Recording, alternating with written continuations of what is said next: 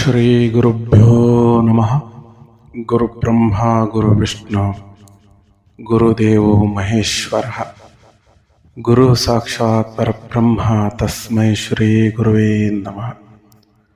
ಹಲವು ಮಾತೇನು ನೀನೊಲಿದು ಪಾದವನಿಟ್ಟ ನೆಲವೇ ಸುಕ್ಷೇತ್ರ, ಜಲವೇ ಪಾವನ ತೀರ್ಥ, ಸುಲಭ ಶ್ರೀ ಗುರುವೇ ಕೃಪೆಯಾಗು.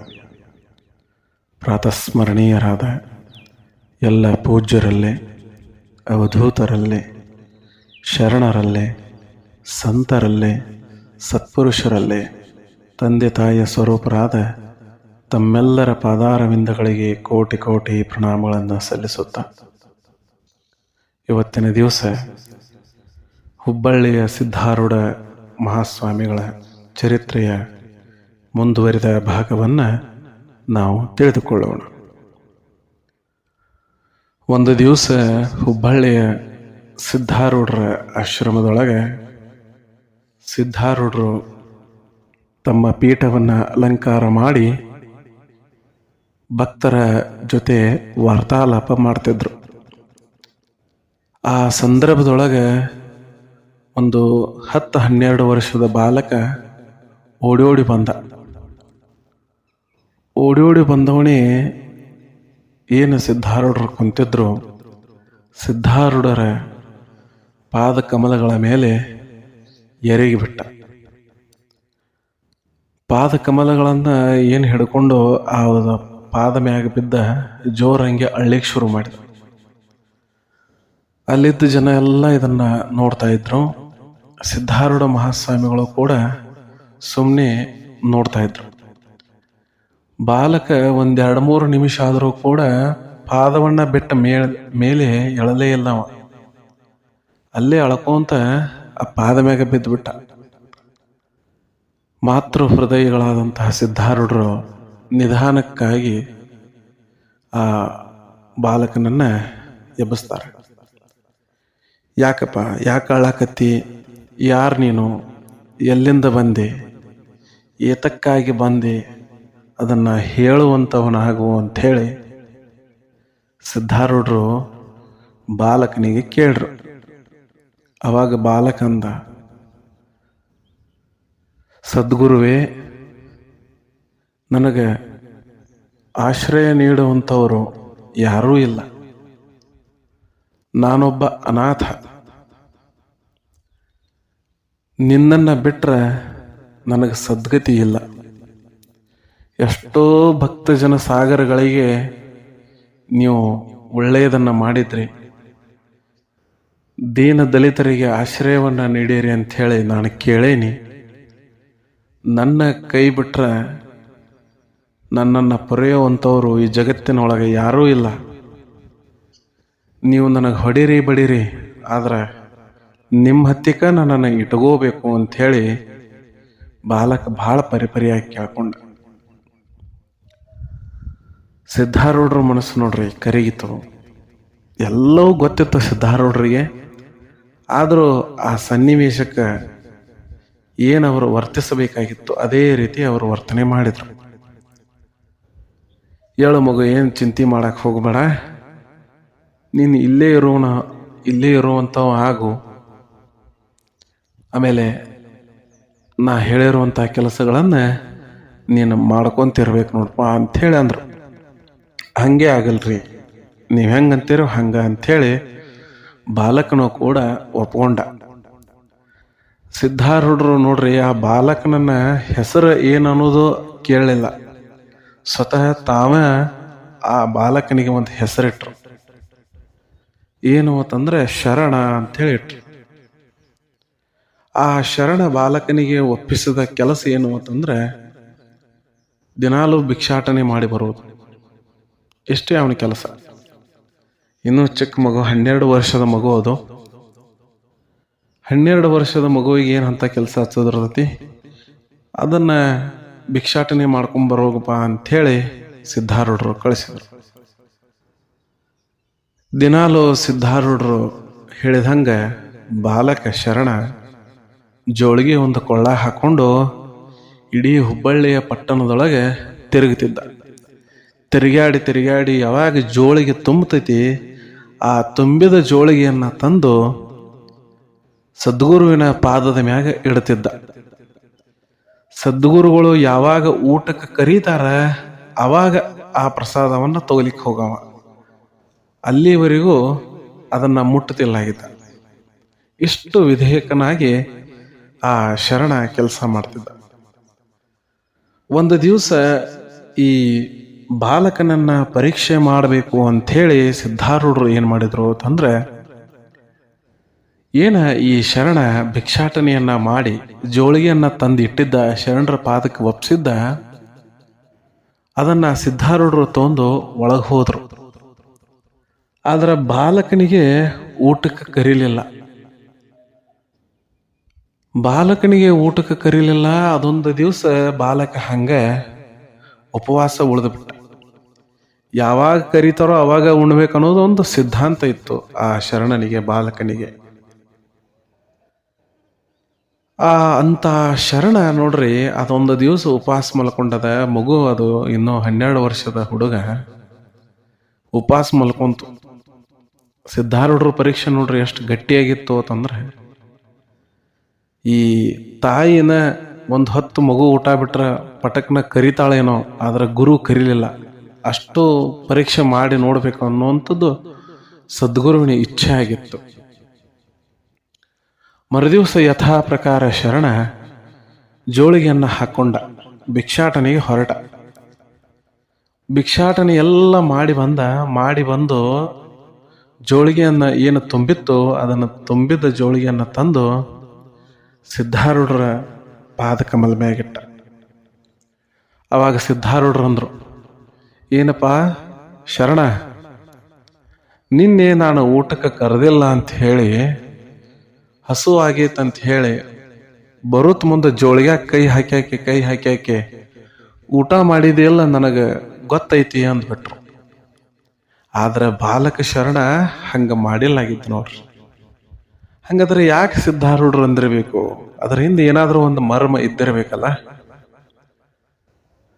ಇಷ್ಟೆಲ್ಲ ಆದ್ರೂ ನಾ ತಗೊಂಡಿಲ್ರಿ ಅಂತ ಹೇಳಿ ಶರಣನು ಅನ್ಲಿಲ್ಲ.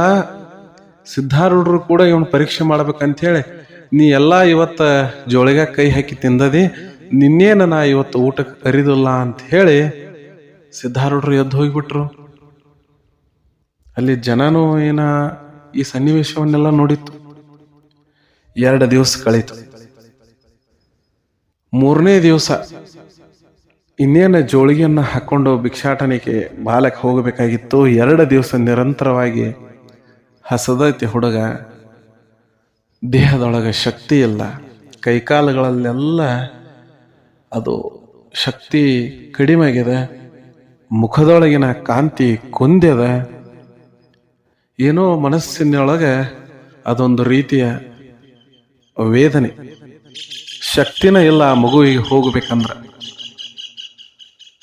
ಅಂತಹ ಸಂದರ್ಭದೊಳಗೆ ಬಾಲಕನಿಗೆ ಸಿದ್ಧಾರೂಢರು ಕರೆದ್ರು, ನೋಡಪ್ಪ ಶರಣ, ಭಿಕ್ಷಾಟನೆ ಹೋಗೋಕ್ಕಿಂತ ಮೊದಲ ಸ್ವಲ್ಪ ಬಾ ಇಲ್ಲಿ. ಏನ್ ಹೇಳ್ರಿ ಅಪ್ಪಾರ ಅಂತ ಹೇಳಿ ಓಡ್ಕೊಂತ ಬಂತ ಹುಡುಗ. ನೋಡು, ಇಲ್ಲಿ ಮಠದ ಮುಂದೆ ಅಲ್ಲಿ ಗಿಡ ಕಾಣ್ಲಿಕ್ಕತ್ತದಲ್ಲ, ಅದ್ರೊಳಗ ಹಣ್ಣಾಗ್ಯಾವ.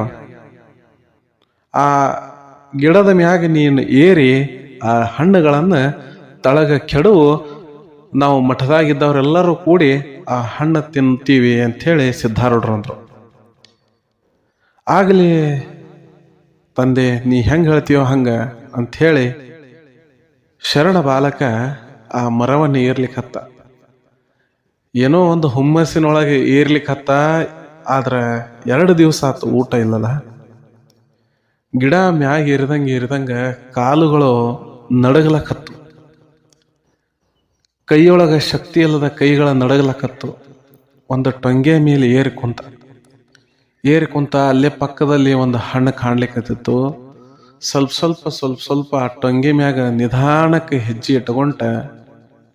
ಹೆಜ್ಜೆ ಇಡ್ಕೊಂತ ಆ ಹಣ್ಣನ್ನ ಕೈ ಮಾಡಿ ಇನ್ನೇನು ಕೀಳಬೇಕಾಗಿತ್ತು.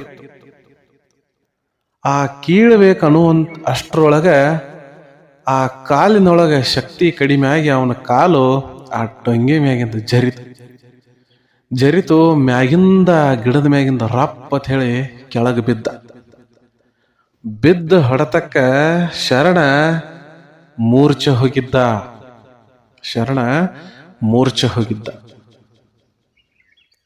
ಸಿದ್ಧಾರೂಢರು ಹೊಡ್ಕೊಂತ ಬಂದು ನಿಂತ ನೋಡ್ತಾರ. ಎಲ್ಲ ಮಠದೊಳಗಿನ ಶಿಷ್ಯ ಬಳಗವೆಲ್ಲ ನಿಂತು ನೋಡ್ಲಿಕ್ಕೆ ಹತ್ತು.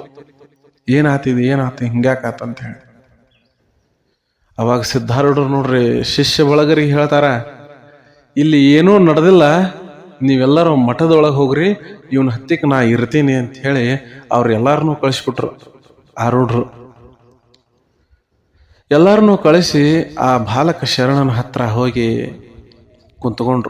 ಕುಂತ್ಕೊಂಡು ಆ ದಿವ್ಯ ಶರೀರವನ್ನು ಎಲ್ಲ ನೋಡ್ಕೊಂತ ಅವನ ವೃಕ್ಷಸ್ಥಳದ ಮೇಲೆ ಸಿದ್ಧಾರೂಢರ ಕೈ ಇಟ್ಟು, ಶರಣ ನಿನಗೆ ಏನೂ ಆಗಿಲ್ಲಪ್ಪ, ಏಳು ಅಂತ ಹೇಳಂದ್ರು.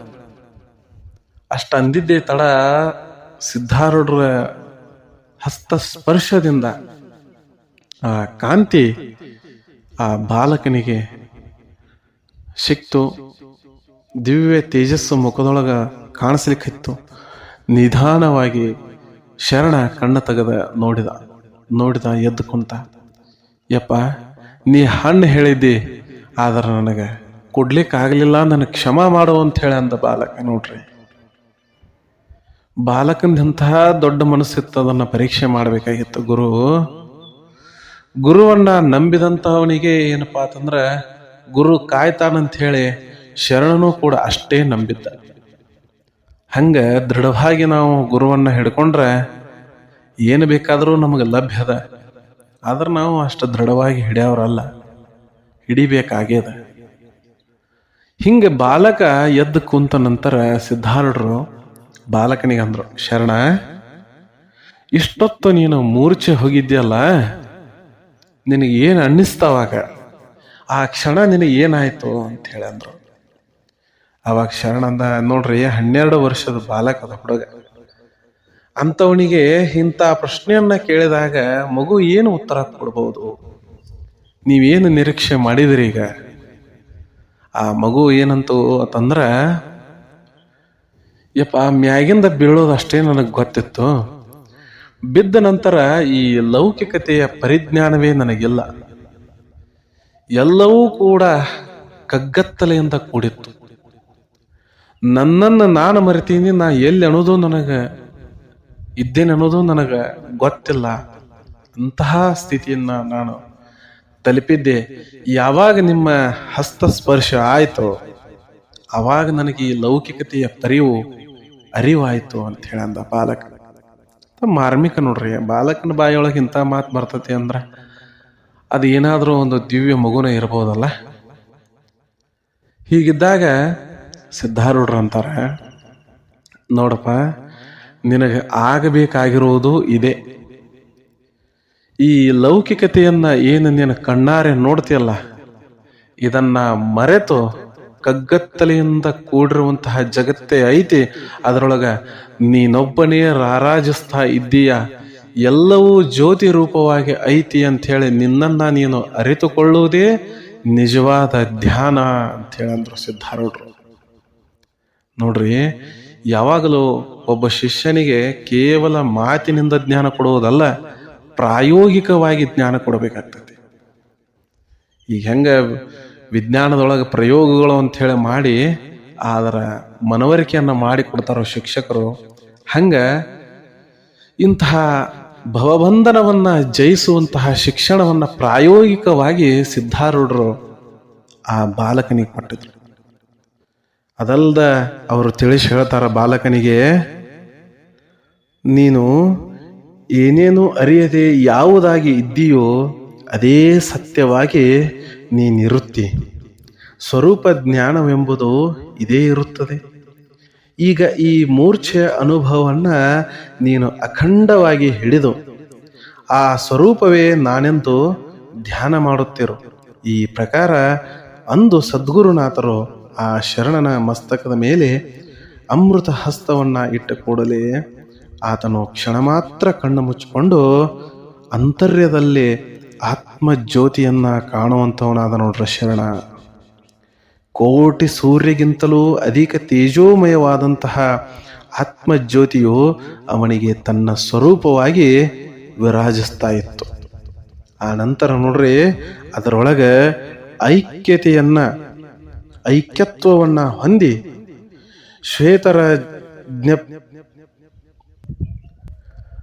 ಶ್ವೇತರ ಜ್ಞಪ್ತಿಯನ್ನ ಮರೆಯುವಂಥವನಾದ ನೋಡ್ರಿ ಬಾಲಕ ಶರಣ.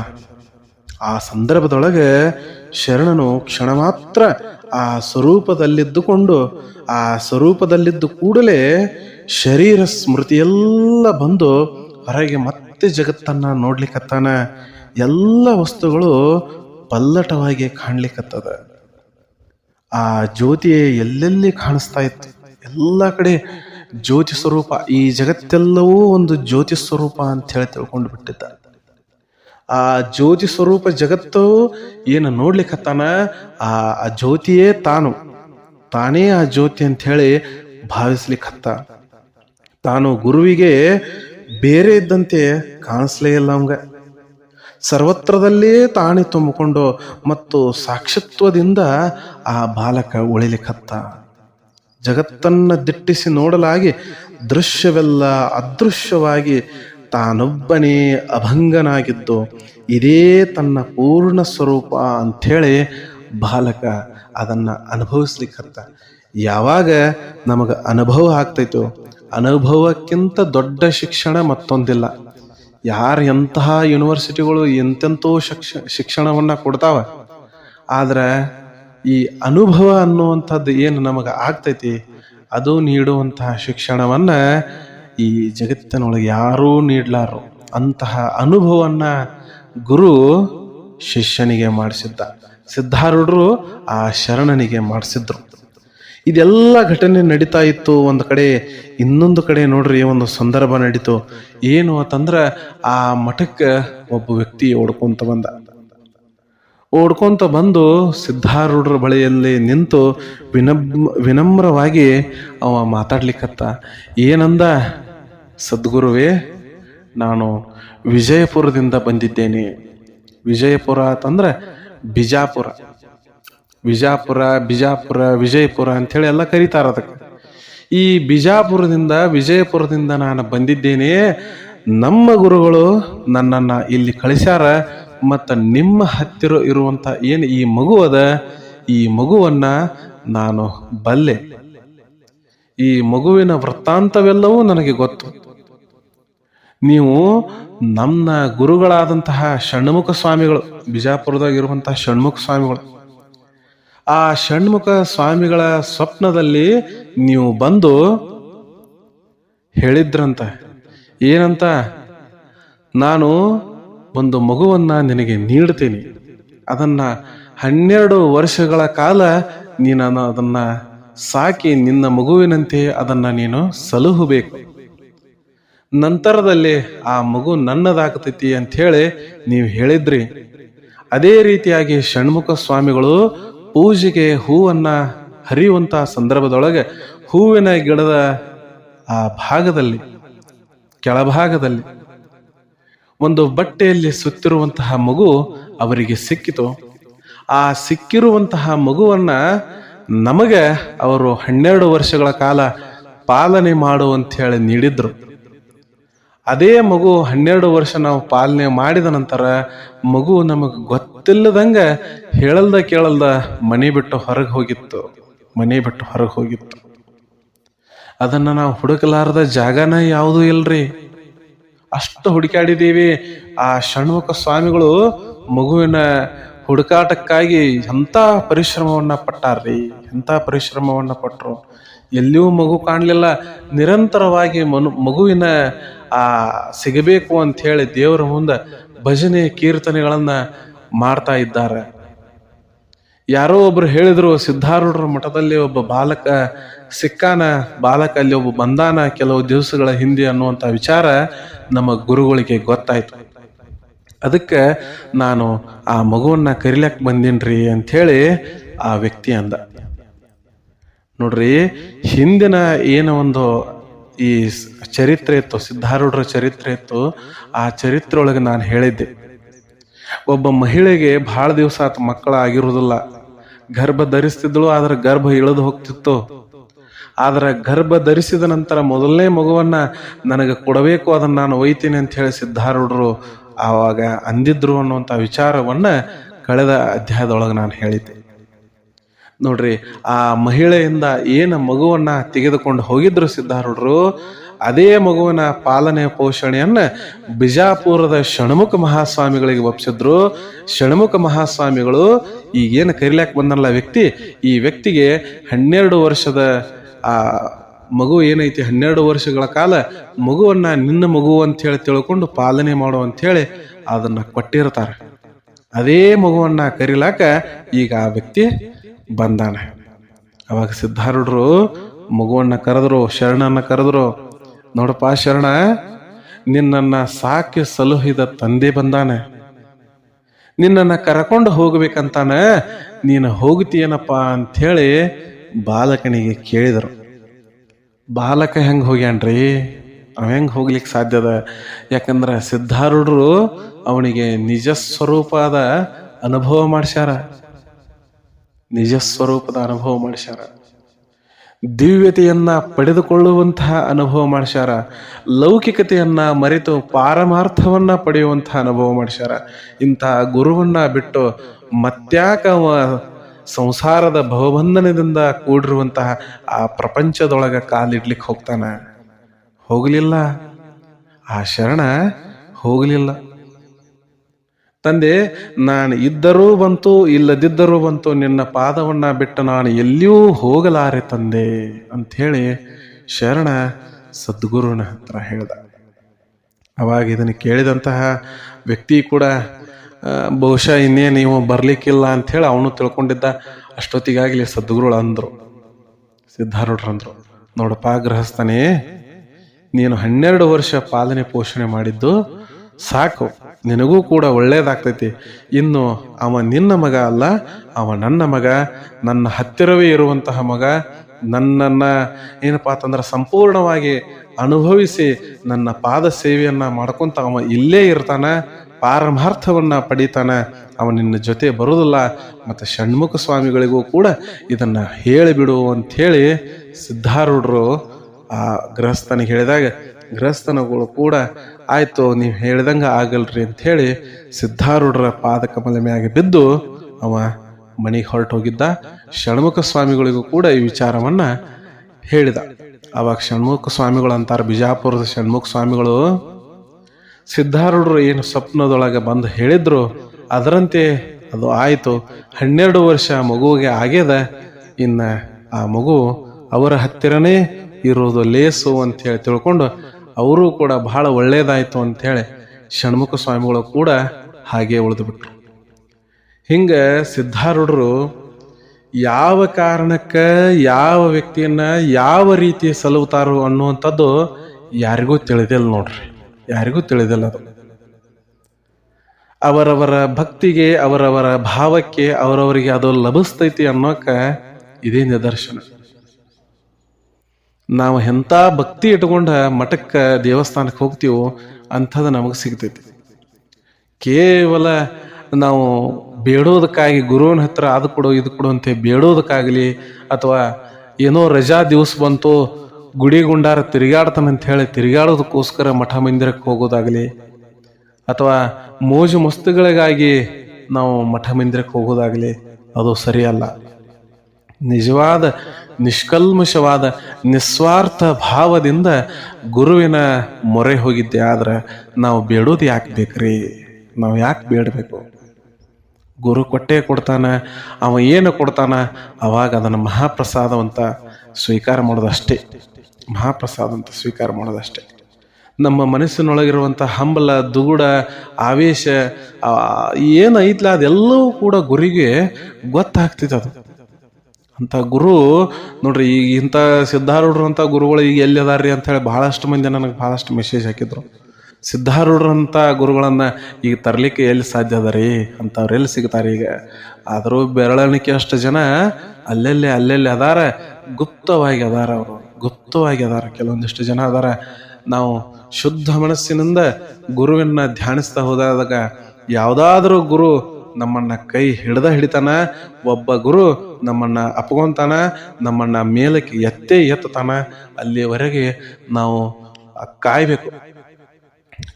ಹೆಂಗೆ ಕಾಯ್ಬೇಕಂದ್ರ ಬಕಪಕ್ಷಿ ಹೆಂಗೆ ಕಾಯ್ಕೊಂತ ಕುಂತಿರತ್ಲ ಹಂಗೆ ಕಾಯ್ತಿರ್ಬೇಕು.